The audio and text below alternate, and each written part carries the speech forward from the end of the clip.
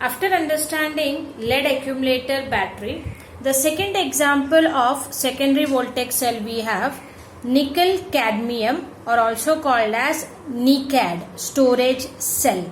This is nothing but nickel's Ni and cadmium Cad. So NiCad storage cell.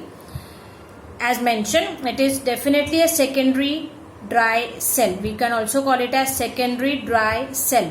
Why we call it as secondary dry cell?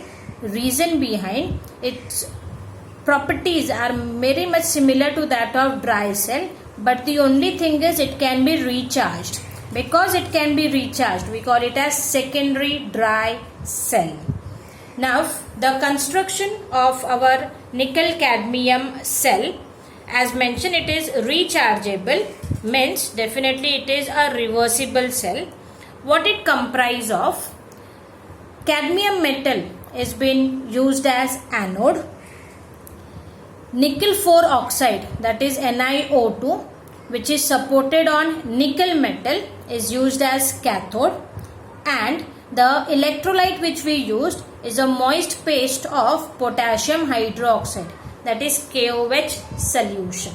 So in this, cadmium metal is used as anode. Nickel supported by nickel 4 oxide is used as cathode, and between the two we have a common electrolyte, that is KOH, a moist paste of KOH. Once we know the construction part, let us see the working of nickel cadmium storage cell. Working of our nickel cadmium cell.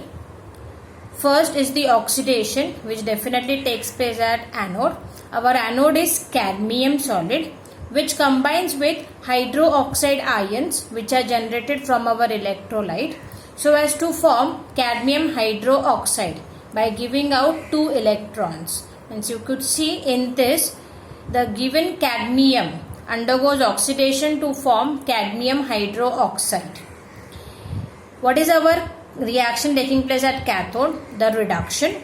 Nickel supported by nickel oxide is used as your cathode. So this nickel oxide combines with water, gaining 2 electrons to form nickel hydroxide, and 2 OH minus ions are formed.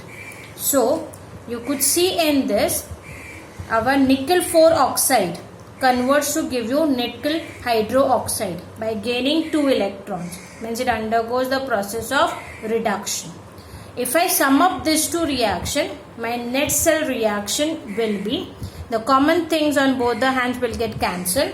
So you could see we have 2 OH minus ions on left hand side in oxidation, 2 OH minus on right hand side in reduction, which will get cancelled. Similarly, the number of electrons lost and the number of electrons gains will also get cancelled. So our net cell reaction is cadmium solid plus nickel 4 oxide plus 2 water molecules, giving us cadmium hydroxide plus nickel hydroxide. So during the process of our nickel cadmium cell, cadmium and nickel 4 oxide will generate cadmium hydroxide and nickel hydroxide. So you could see from the net cell reaction that the product at each electrode is nothing but our solid. This solid adheres the electrode surface, and therefore the cell can be recharged. The potential of the cell is about 1.4 volt. This cell, if we compare to dry cell, has a definitely longer life. And the two important points, one is the longer life, reason because it is rechargeable. Why is it rechargeable? Because during discharging, what we get, that is nothing but our solids which gets deposited at the electrode surface, resulting into a longer life than any other dry cell. Remember, this nickel cadmium is nothing but our secondary dry cell. When I say any other dry cell, means I am talking about our primary dry cell, which is not rechargeable. After understanding the construction, working and the cell reaction of nickel cadmium, the next part is application. It can be used in electronic watches, calculators, photographic equipments. These are all the one which can be recharged because we are using our rechargeable nickel cadmium batteries in that. So this is what we have explained: the construction, working, cell reaction and the application of nickel cadmium storage cell, also called as secondary dry cell. After going through the two examples of secondary voltaic cell, that is lead accumulator batteries and nickel cadmium batteries, the third example we have, that is mercury batteries. These are the one which are introduced newly in our syllabus and it has been widely used. Now what is mercury battery? It is also a secondary dry cell, means it can be recharged. Now what is it constructed of? As the name says, mercury battery, means we will be having mercury in more quantity. Zinc, which is amalgamated with mercury, that is our zinc amalgam, we use it as anode. A paste of mercury and our carbon, that is nothing but graphite, is used as cathode. And for both this we have a common electrolyte, that is a paste of potassium hydroxide and zinc oxide. So zinc with mercury, that is zinc amalgam, is used as anode. Paste of mercury and carbon is used as cathode, and a paste of potassium hydroxide and zinc oxide is used as our electrolyte. After understanding the construction of mercury battery, let us see the working and the cell reaction of mercury battery. The working and the cell reaction is as follows. Our zinc amalgam combines with OH minus ion to form zinc oxide, water, giving out 2 electrons. So you could see here that zinc amalgam undergoes oxidation to form zinc oxide. Then at cathode the reduction reaction taking up place, our mercuric oxide gains 2 electrons to form mercury.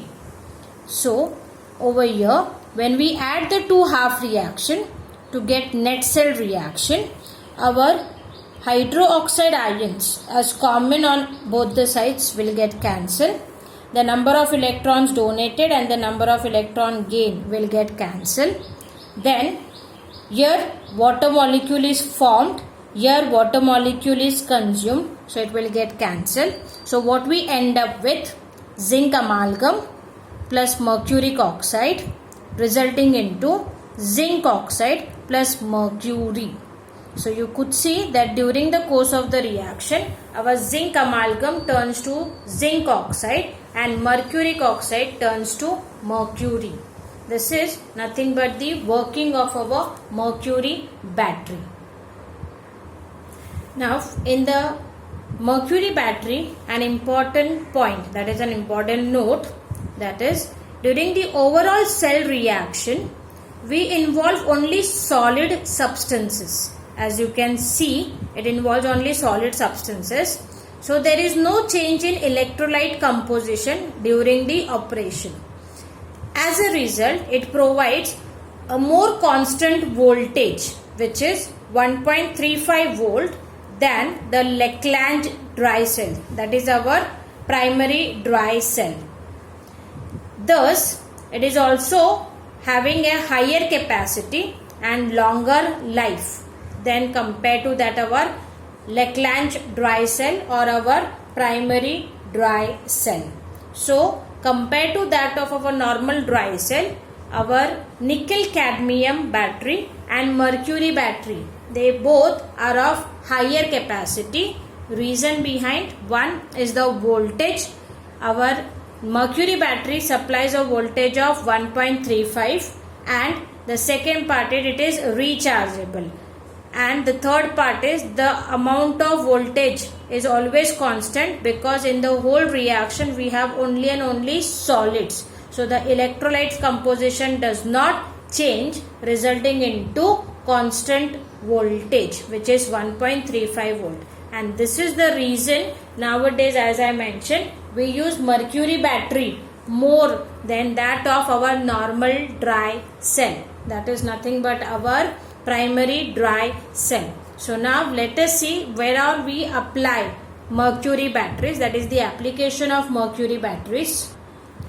Now if I pay attention on the cost of mercury batteries, they are definitely more costlier than that of our normal dry cell.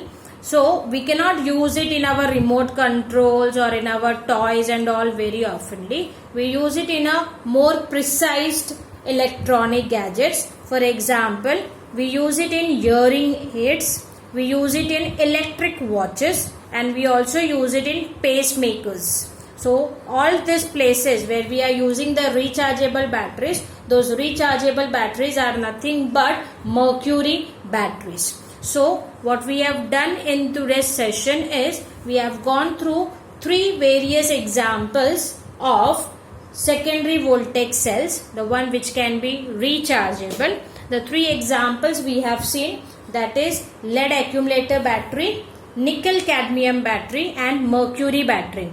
Of all the three, we have firstly seen the construction part, secondly we have seen its working, its cell reaction, and the fourth part we have seen its application. In the exam, the question can be asked directly as write a note on nickel cadmium, write a note on lead storage, or write a note on mercury battery. Or sometimes they also ask us the question is explain the working. Now whenever they are asking you to explain the working, please be precise with the question whether they are asking you to explain the working during discharge or they are asking you to explain the working during recharge. Remember, we will concentrate on working during discharge. But if the question is during recharge, then we have to reverse the reaction. Cathode reaction will work at anode, anode reaction will work at cathode, but in an other way round. Remember that very well. So our net cell reaction will also get reversed. So with this we are completing the part of electrochemistry, that is secondary voltage cell. Thank you.